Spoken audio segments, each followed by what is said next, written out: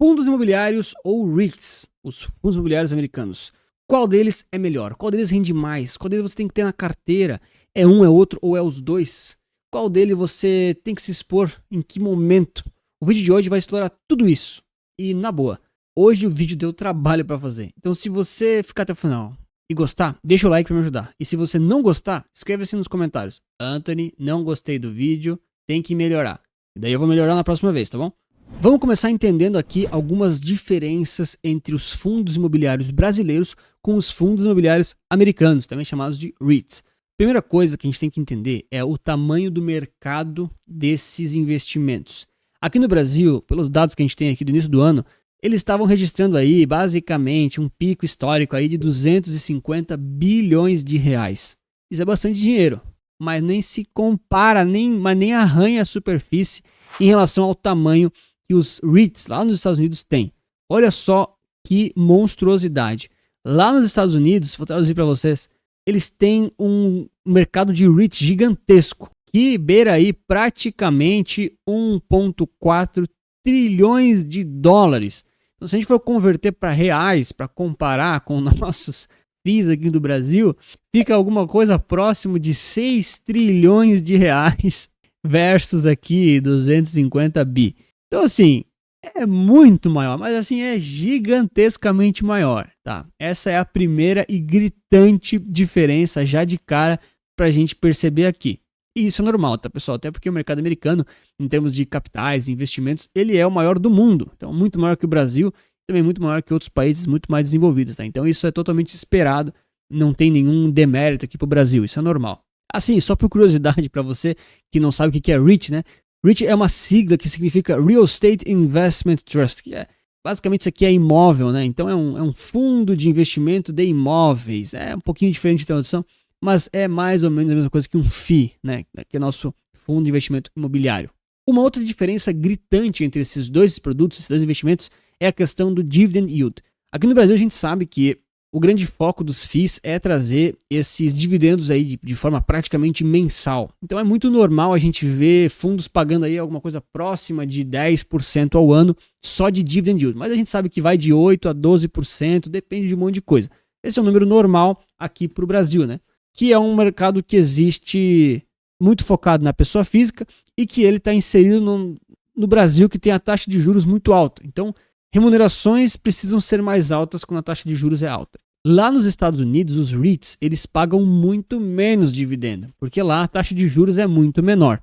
Então a gente vê aqui algumas segmentações médias que pode ir de, por exemplo, até 4%, 4, 5% ao ano de dividend yield, mas pode chegar a 3% nos setores que pagam um pouco menos. Então a gente vê aí que é mais ou menos a metade do que paga aqui no Brasil, tá? Não tem muita regra para isso, depende de um monte de coisa. E também aqui a gente recebe praticamente todo mês.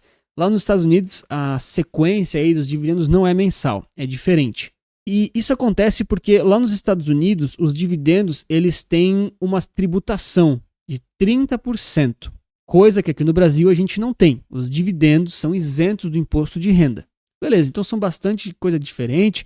No geral, lá nos Estados Unidos, parece que tem um imposto, parece que paga menos em termos percentuais. E isso tudo afeta a rentabilidade, certo? Certo, é verdade. Mas não quer dizer que vai render menos. A gente já vai entender por quê. Lembra que no final do vídeo, eu mostrei já no início, né? Lá no final eu vou fazer a comparação entre os dois investimentos, descontar da inflação, descontar aí de dólar para real e a gente colocar todos os valores lado a lado para entender. Aí já comenta aí para mim aí embaixo se você tem REIT na carteira, se você só tem fundos imobiliários, se você tem os dois ou se você não tem nenhum. Outra diferença muito grande entre esses dois mercados é a questão dos segmentos que os investimentos estão inseridos. Aqui no Brasil a gente sabe que existem basicamente aí 3 grandes classes de FIIs. Fundos de tijolos, fundos de papel e fundos de fundos, que são os híbridos da vida, os POFs. E aí dentro dessas categorias existem ainda os segmentos. Então, poxa, tem agência bancária, hotéis, shoppings, varejo, hospitalar, educacional, fundo de fundo, laje corporativa, imóveis comerciais, outros. Enfim, tem alguns setores aí que o pessoal já conhece, mas nem se comparam, assim, mas nem de longe na quantidade de setores e na diversificação setorial que existe nos Estados Unidos. Olha que loucura os setores que nos Estados Unidos você consegue investir em REITs, né? Os mesmos setores, eles também estão disponíveis nos Estados Unidos, então, poxa, tem a questão aí de varejo, né? Aqui embaixo, por exemplo, retail, né? Eu tô na frente. Pronto, ficou mais fácil. Mas assim, existem setores muito mais interessantes e diferentes que a gente não tem aqui no Brasil, não é simples. Por exemplo, data center. Data center é aquele tipo de imóvel, aquele galpão gigantesco, que não é galpão logístico, que é o galpão onde o Google, por exemplo, armazena os seus computadores, a Amazon, a Apple, diversas grandes empresas de tecnologia usam esse tipo de investimento, né? Poxa, Netflix, Oracle, enfim, uma série de empresas. Existem os diversificados. Em termos de saúde, né? Olha só, saúde premium, perdão, saúde normal, saúde de escritório médico, saúde de hospital.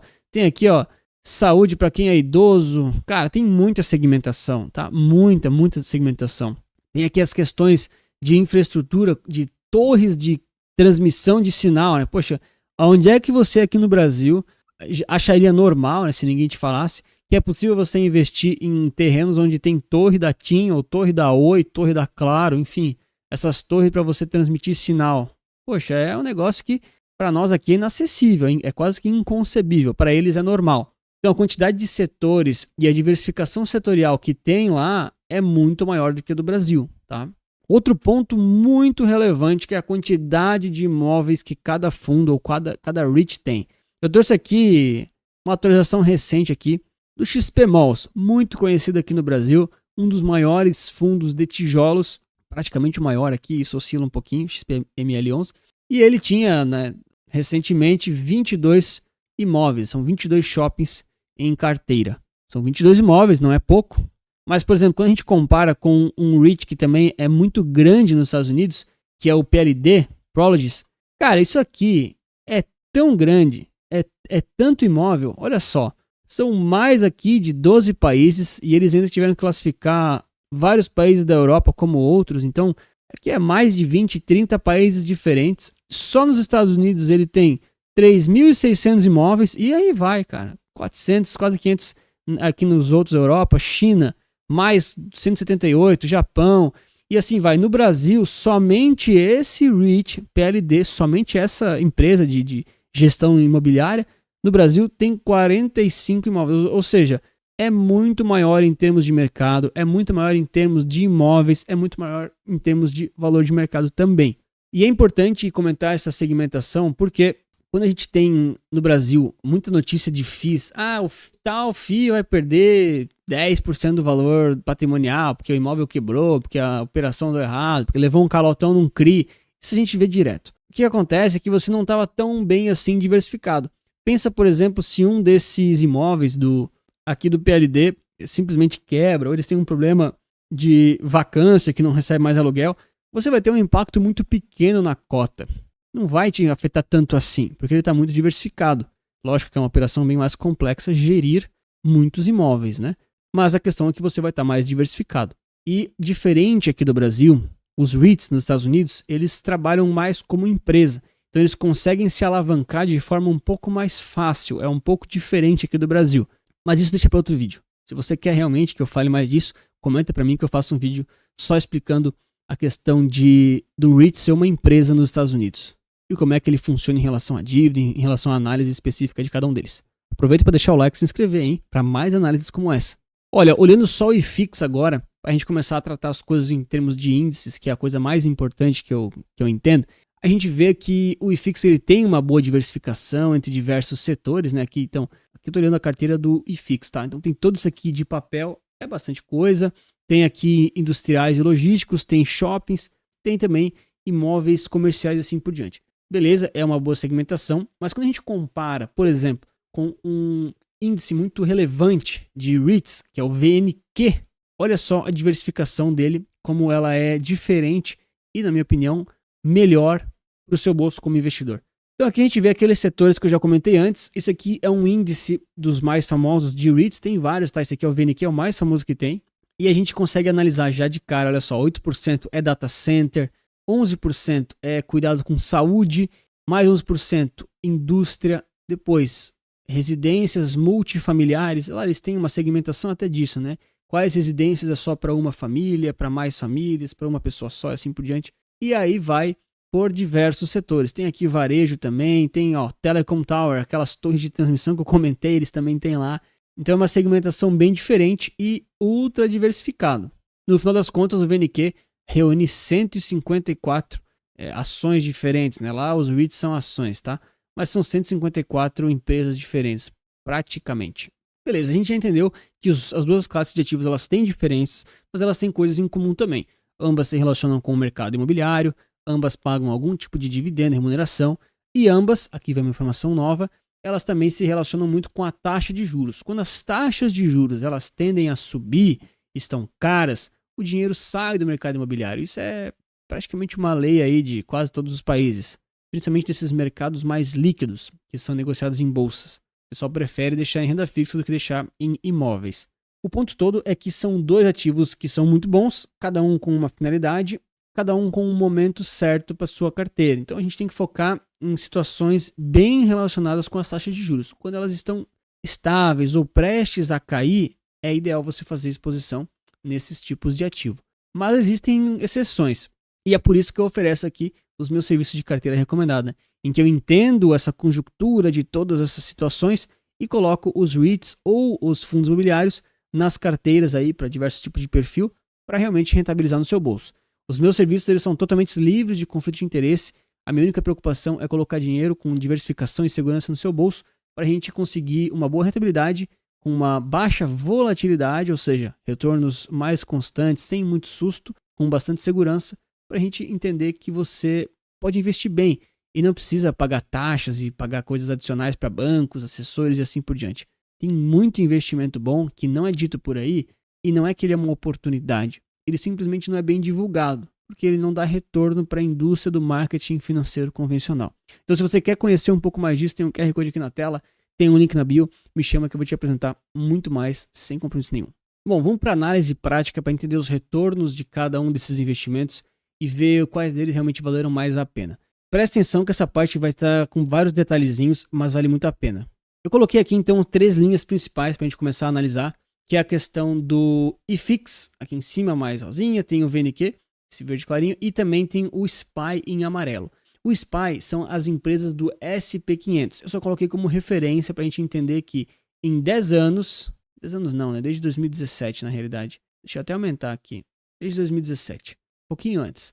A gente tem aqui o SPY rendendo algo próximo de 200%, o IFIX e o VNQ muito próximos em termos de rentabilidade. É lógico que se você mudar essas janelas, essas variações mudam. Mas o ponto todo não é achar a janela certa, é só analisar um longo período de tempo. Eu não consigo colocar muitos dados para trás porque tem limitações de dados, mas 2017 para cá já é bastante tempo. Então, quando a gente olha somente o IFIX e o VNQ, eles retornaram praticamente a mesma coisa em suas moedas. Poxa, beleza, então, eles retornam basicamente a mesma coisa. O que é mais comum, isso acontece em muitas janelas de análise, é o IFIX retornar mais do que o VNQ. Vamos fazer esse exercício. Olha só, voltando aqui para 2014, tá? Então são 10 anos, eu sei que eu estou na frente, mas está 2014 aqui. São 10 anos de análise, tá? Novamente, o IFIX ele supera levemente o VNQ. Lembrando que o VNQ é o mercado imobiliário de REITs americano. Beleza. Quer dizer então que o IFIX é melhor nos últimos 10 anos? Bom, em retorno apenas na sua moeda, sim. Mas a gente tem que lembrar, isso é muito importante. Quando a gente está investindo em ativos que são dolarizados, para nós brasileiros que ganhamos em reais, gastamos em reais, isso serve como uma proteção contra a inflação. Presta atenção que agora vai ter muito detalhe. O americano em geral não vai tirar o dinheiro dele para investir em fundos imobiliários do Brasil. Não vai fazer isso, porque ele vai ficar exposto a uma moeda que é ruim, que tem inflação. E os ativos, assim, não é que os ativos são ruins, mas eles não são melhores do que os REITs deles lá. Mesmo que tenha imposto, mesmo que tenha aquele pagamento que não é mensal, mesmo com tudo isso, o americano não vai tirar dinheiro para ficar comprando FIIs, tá? Isso é a mais pura realidade. Então a gente tem que analisar esses investimentos em termos do retorno da inflação de cada país, como se você fosse um americano, como se você fosse um brasileiro. E depois eu vou fazer a conversão de dólares para reais. A gente vê o efeito de que o dólar realmente protege o seu capital. Então beleza, se eu esconder aqui essas duas linhas, eu vou colocar aqui primeiro o IFIX corrigido pela inflação brasileira, notem aqui a diferença, em 10 anos era alguma coisa próximo de 137%, virou 32%. Em 10 anos, o IFIX, corrigido pela inflação, rendeu 30%. Beleza? E o VNQ, que era alguma coisa próxima de 100%, pela inflação americana, rendeu 53%. Vou até trocar de cor para ficar mais fácil de ver. Pronto. Então aqui, corrigindo pela inflação de cada país, o VNQ, os REITs americanos, já foram um instrumento de proteção maior do que o IFIX. Então não se trata apenas daquela classe retornar dividendos. Lembre que os dividendos estão todos dentro desse índice, tá? Isso já conta como se você estivesse reinvestindo todos os dividendos. Inclusive, se você não está reinvestindo todos os dividendos, você não vai ter esse retorno, vai ser pior ainda. Então, beleza, já está claro que o VNQ, ele mesmo com a descontada, né, da inflação, ele rendeu mais do que os fundos imobiliários. Mas assim, pouco importa a inflação americana, né? Você quer saber no seu bolso aqui no Brasil. E aí eu começo a trazer os dados, eu vou deixar aqui somente os FIIs, vou trazer os dados primeiro do VNQ corrigido em dólares. Olha como é violenta a valorização dele nos últimos 10 anos. Tá? Já subiu muito mais do que os FIIs. E agora eu vou te mostrar aqui na prática justamente isso. Né? Eu falei que tem muito detalhe, né? Mas é o VNQ trazendo de dólar para real, corrigido pela inflação brasileira, né? Os reais. Essa linha aqui. Cara, isso aqui é assustador.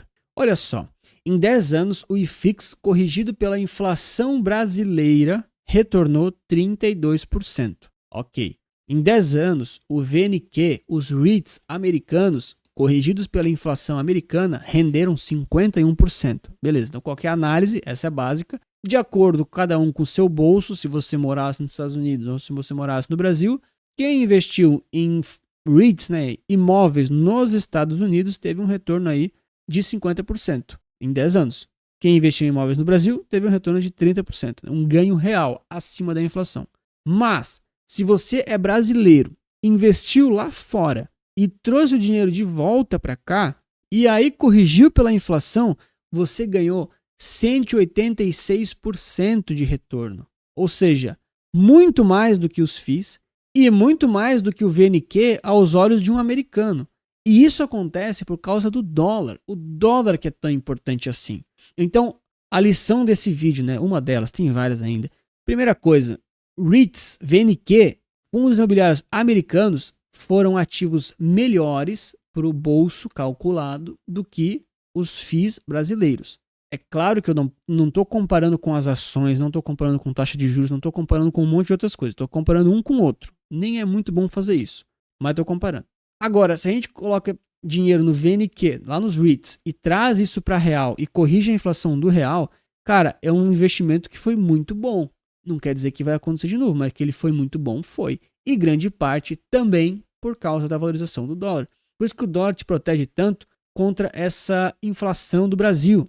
Por isso que o dólar, ele é um bom investimento. Não, o dólar ele é um investimento muito legal para se fazer, tem métodos para fazer isso, mas ele é muito bom, ele protege muito a sua carteira. E a galera geralmente não mostra essas comparações, porque, cara, isso aqui não dá comissão, isso aqui não dá venda. Mas a verdade é que se você combinar o poder do ativo de fundo imobiliário americano em dólares, que é um ativo que ganha da inflação deles e ainda está dolarizado, ele é muito bom para sua carteira. Pensando em médio e longo prazo. No curto prazo ele vai ter variação, você está exposto ao câmbio também. Sim, tudo pode acontecer. Mas a tendência é sempre ele performar melhor na sua carteira do que os fundos imobiliários brasileiros. Porque a gente vive no Brasil. Se fosse para analisar aos olhos de um americano, a análise seria parecida, mas eu não ia ficar comparando com a inflação brasileira. Inclusive tem vídeo disso falando aqui no canal. É possível você comprar esse VNQ através de um ativo chamado Alug11. Ele justamente expõe você ao mercado americano de fundos imobiliários deles, que são os REITs, a justamente esse índice, que é o VNQ, sem precisar tirar dinheiro do Brasil, comprando direto pela B3. Então, um mercado muito prático, de forma muito direta, investimento que ninguém fica te recomendando porque não ganha comissão, mas que é muito bom para o seu bolso. Claro que a questão não é você sair comprando tudo. Tem momentos que você precisa ter mais Alug11, tem momentos que você precisa ter mais IFIX, tem forma de você comprar os ativos específicos, é um pouquinho mais difícil, mas o ponto todo é que existem formas e métodos. E se você gostou dessa análise em relação à inflação e se assustou um pouco com isso, eu te recomendo esse vídeo aqui, que eu detalho ainda mais e te mostro como você está perdendo dinheiro com os seus investimentos no Brasil e como é que você faz para se proteger de tudo isso. Obrigado pelo seu like e lembre-se, investir certo resulta capital.